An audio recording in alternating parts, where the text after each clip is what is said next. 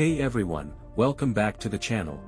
Today, we're diving into something that's changing the way we connect to the internet, from the middle of a forest to the middle of the ocean. It's called Starlink, and yes, it's that space project from Elon Musk that's doing more than just launching rockets. Let's break it down, what it is, how it works, and why it matters. Let's start with the basics. So what is Starlink? Starlink is a satellite internet constellation being developed by SpaceX, the private aerospace company founded by Elon Musk. But this isn't your typical one satellite equals one dish setup. No, Starlink is a massive network of thousands of small satellites that orbit the Earth at low altitudes, creating what's called a megaconstellation.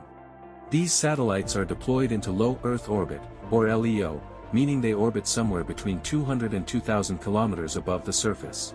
That's much closer than traditional internet satellites, which is key to how Starlink works. Now you might be asking, why even bother with all of this? Why does the world need Starlink? Well, here's the kicker, nearly 3 billion people around the globe still don't have reliable access to the internet. That's almost 40% of the world population left behind in the digital age. And for many remote areas, building cell towers or running fiber optic cables is just not practical, too expensive, too difficult, or both. And then there's Elon Musk's real motive. Yup, you guessed it, Mars. He said openly that Starlink's profits will help fund his grand vision for colonizing the red planet. And in the meantime, SpaceX already has the rockets, the launch pads, and the know-how. So why not? So how does Starlink actually work? It starts with a dish antenna, which you get when you sign up for the service. Once installed, it starts searching the sky for Starlink satellites. Plug in your dish, wait a minute, and boom, high-speed internet, even if you're in the middle of nowhere. This isn't a big bulky satellite dish like in the 90s, it's sleek, flat, and self-aligning. Those satellites then beam down internet signals, either directly or by passing data through other satellites using laser links. Eventually, the signal hits a ground station, and from there, you're online. The whole system is designed to work with minimal user setup. And don't forget the auto-tracking antenna, you don't need a technician to aim it or realign it every time the wind blows. That's a massive game changer. It handles all that on its own. Alright, let's talk about the good stuff, the benefits of Starlink. First, you get fast internet almost anywhere on Earth. Whether you're on a boat in the Arctic or living off-grid in the mountains, you can still stream Netflix or join Zoom calls. Then there's latency, which is basically the delay between clicking a link and something actually happening. Because Starlink satellites are in low orbit, latency is significantly reduced, often down to around 20 to 25 milliseconds. That's competitive with or even better than traditional broadband in some places. Because SpaceX can launch dozens of satellites at once, it makes the entire system much more scalable and cost-efficient. Another huge win is deployment. But of course, no system is perfect. Starlink's reliance on LEO means a lot of satellites, and that brings some big challenges. For one, it adds to the already cluttered environment in Earth's orbit. Astronomers have been raising alarms because these satellites can obscure the night sky and interfere with scientific observations. Then there's the risk of collisions. With thousands of satellites flying around at thousands of kilometers per hour, even a small mistake can create dangerous space debris. And let's not forget the cost. While prices are coming down, it still costs around $100 a month, which is steep for people in developing countries, ironically, the same ones who need it most. Plus, you still need power and a clear view of the sky, meaning dense cities or forested areas might not be ideal. Also, like many internet providers, Starlink can throttle speeds during peak times. Here's a shot of what Starlink satellites look like in space.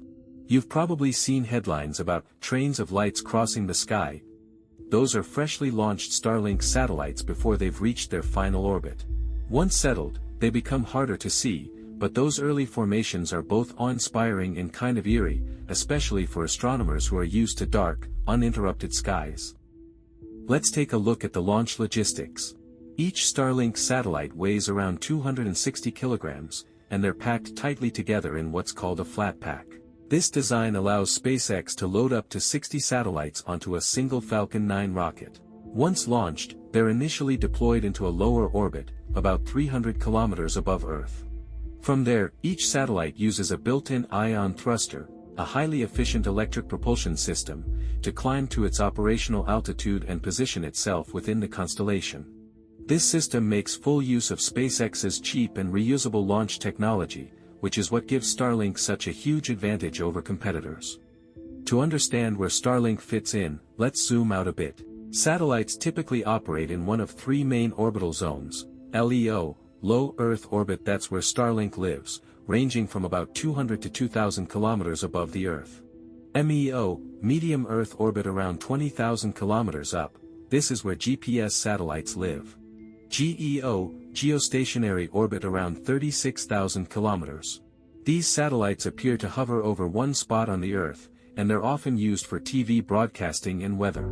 Traditional internet satellites in GEO have huge coverage but also high latency, sometimes over 600 milliseconds.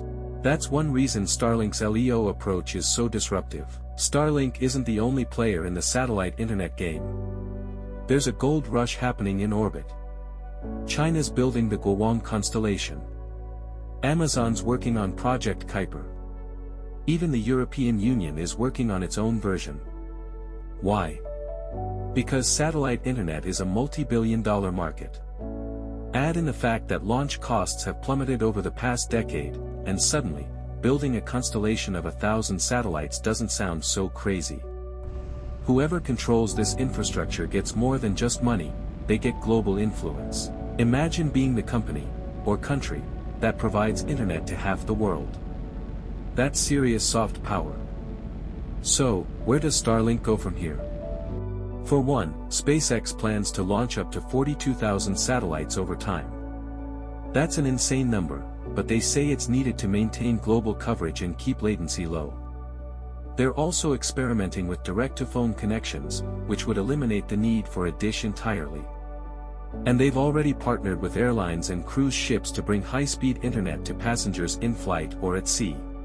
Another big goal is supporting disaster response and remote education.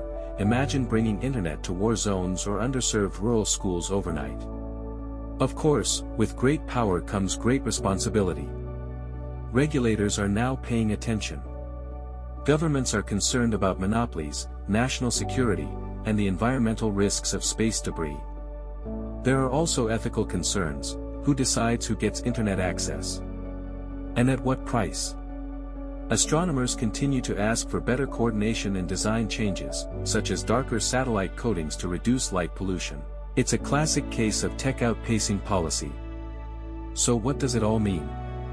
Starlink is more than just another tech project. It's a vision of a connected planet, one where anyone, anywhere, can get online. And it's shaking up the internet industry, the space industry, and even geopolitics in the process. But it also brings risks: technical, environmental, and societal. Like most things Elon Musk touches, it's ambitious, controversial, and undeniably impactful. Let me know in the comments, would you use Starlink? Do you think it's worth the hype? Or is it just space clutter in the making? If you found this video informative, don't forget to hit like, subscribe, and share it with someone who still thinks satellites are only for TV. Thanks for watching, and stay connected.